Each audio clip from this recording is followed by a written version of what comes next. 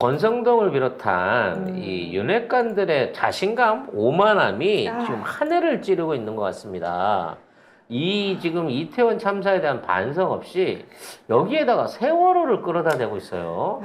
이거는 그동안 세월호 사고가 있었을 때에 박근혜 정권에서의 일종의 사고 처리라든지 사과라든지 그 해왔던 모든 진상조사가 가식이었음을 지금 드러내고 있는 또 하나의 뻔뻔함의 극치라고 할 수 있겠는데요. 지금 곳곳에서 우리 집 진보냥이다, 우리 집 진보 강아지다, 지금 진보 푸들이다, 예, 증언들이 쏟아지고 있습니다. 감사합니다. 네, 예. 우리 애들이 제 목소리 들으면 그렇게 잘 자요.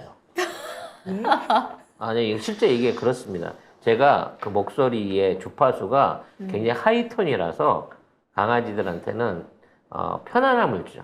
낮은 톤이면 위협을 느끼거든요. 근데 높은 톤인 경우에는 편안함을 느낍니다. 그냥 개소리로 들리나? 개도 듣는 소리라는 거지. 자, 네. 아무튼 왜 이러는지 무슨 개소리를 시전하고 있는지 한번 기사들을 보겠습니다.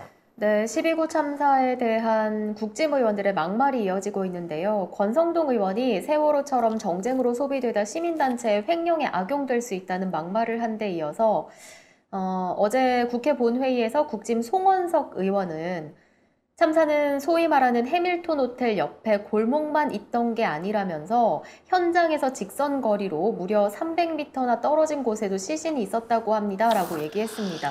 이 얘기를 한 출처는 이제 인터넷 언론 기사인데요. 이걸 보고 얘기한 것 같아요.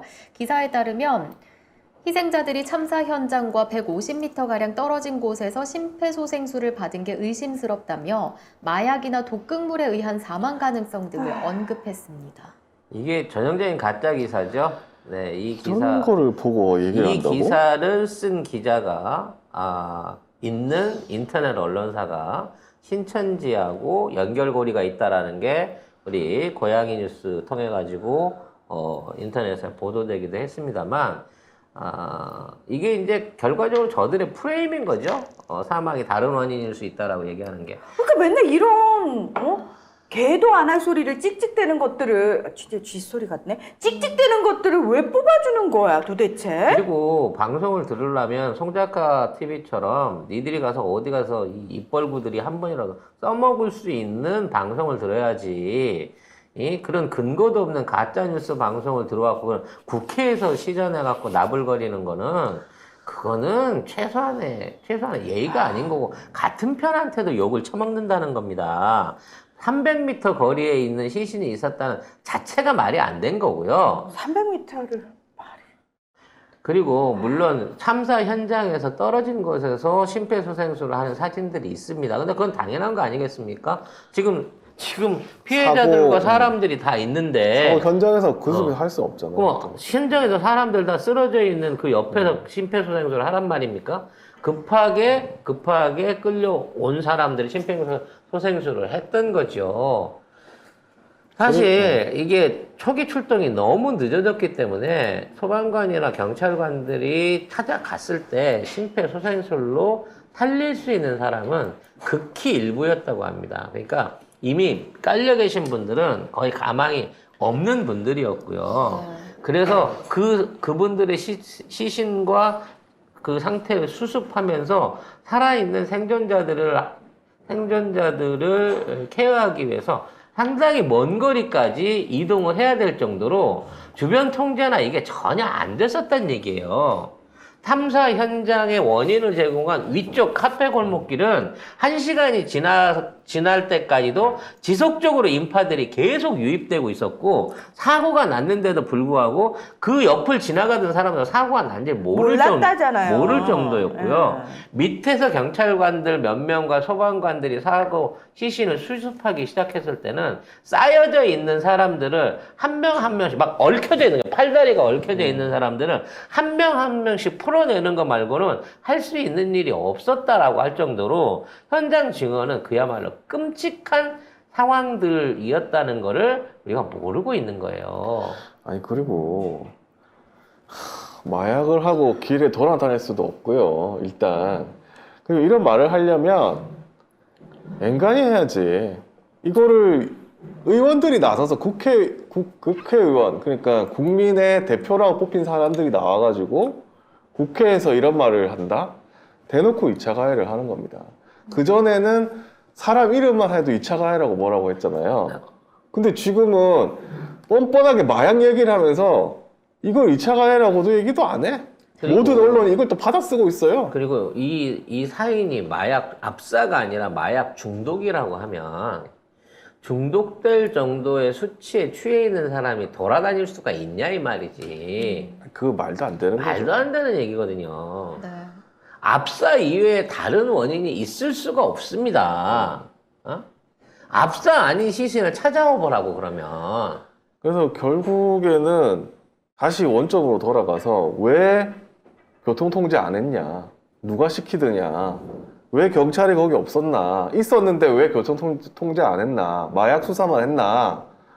누가 시켰냐? 이거 밝혀야 되는 거예요, 결국. 근데 이거 안 하려고 죽은 사람들, 그리고 유가족들을 무슨 정쟁에 이용하고 마약 범죄자로 몰고 이렇게 하면 진짜 이렇게 살면 안 되는 거예요. 이게 살면 이렇게 살지 마세요. 근데 국짐 의원들이 진짜 수준 떨어지는 게 뭐냐면 이 송원석 의원도 그 표창원의 뉴스하이킥에 출연해서 뭐 유튜브나 인터넷 같은 데서 많이 봤는데 많이 그러던데 하면서 뭐 혹시 마약 문제가 있었던 거 아니냐 이런 의혹이 제기되고 있다.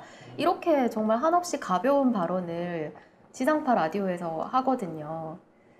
그리고 권성동 의원도 이 유족협회 출범했다고 하니까 세월호처럼 정쟁으로 소비되다가 시민단체 횡령에 악용될 수 있다.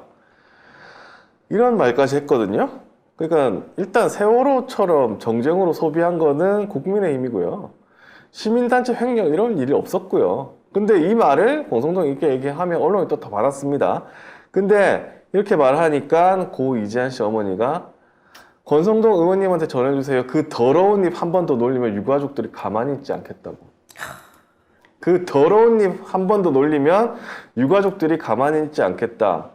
이거는 왜 기사로 많이 안 내? 제목으로? 이거 제발 쌍따옴표 해가지고 좀 내주세요. 그 더러운 입 한 번만 더 놀리면 가만히 있지 않겠다. 권성동이 더러운 입을 놀린 건 따옴표를 써가지고 언론들 미친 듯이 쓰고 포털에 계속 띄워놓는데 왜 이 얘기는 안 해줘? 지금 방통위에서 권성동이 맨날 정청래 위원장한테 까지고 있거든요.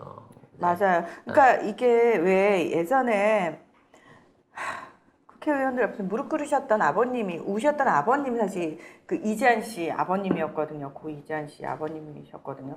저는 이제 더 이상 유족들이 정치인한테 무릎 꿇고 사정을 하는 시대는 이제는 그럴 필요 없다. 그래서는 안 된다. 무릎 꿇고 사정할 것이 아니라 당당하게 왜 정부가 당연히 해야 할 일을 하지 않았는지에 대해서 책임을 묻고 거기에 플러스 정치인들 니들은 우리가 배지 달아준 이유가 우리 대신해서 그런 거 처리하라고 달아준 건데 네 본분에 충실해.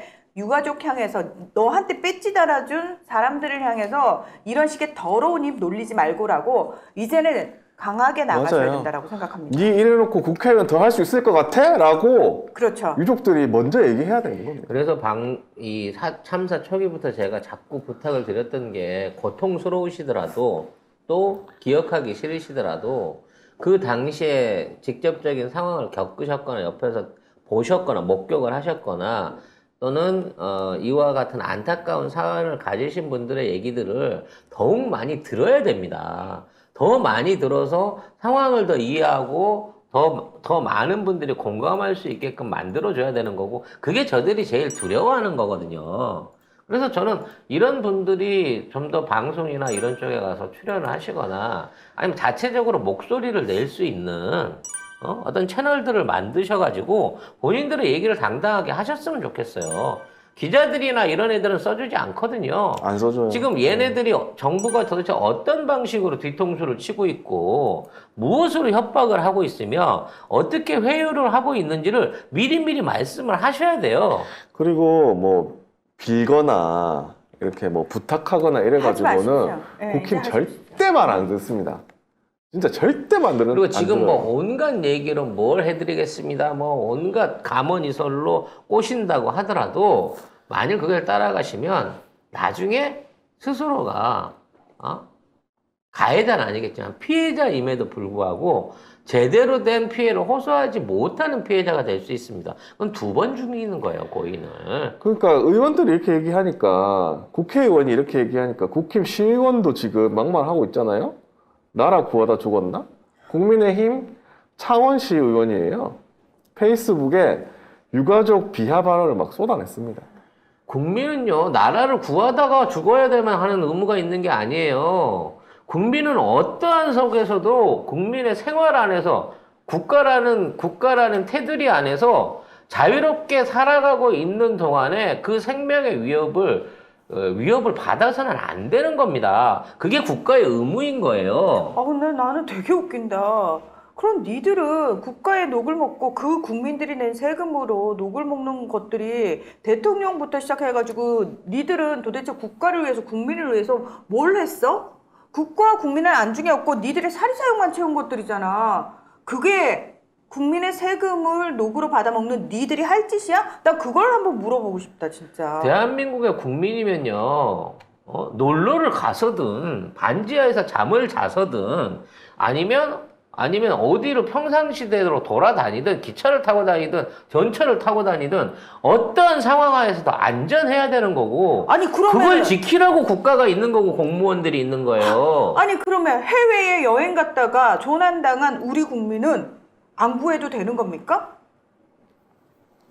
어떠한 경우에도 국가는 국민을 포기하면 안 돼요.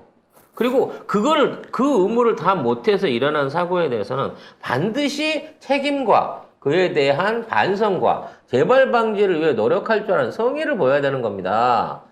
그러라고 국가가 있고 국민이 있는 거예요. 근데 이거를 역으로 얘네들이 반기를 하고 있어요. 니들이 우리가 뽑아주지 않았으면, 우리가 세금 내지 않았으면, 우리가 인정해주지 않으면 지금 위치에서 그 일을 할 수가 있어? 지금 있는 위치에 너희한테 주었던 지위와 우리의 세금과 권한은 국민을 위해서 쓰라고 있는 거고, 그 권한을 쓰지 않는 너희들은 지금 국민의 녹을 받을 자격이 없는 거예요. 그리고 저는 국민의힘 지지한 사람들한테 말해주고 싶은 게, 당신 자식들이 죽어도 이 국회의원들이 똑같이 할 말입니다. 똑같이 이런 말 맞아요. 할 거예요. 자기 지지자라고 이렇게 얘기 안 하겠어요? 똑같아. 왜?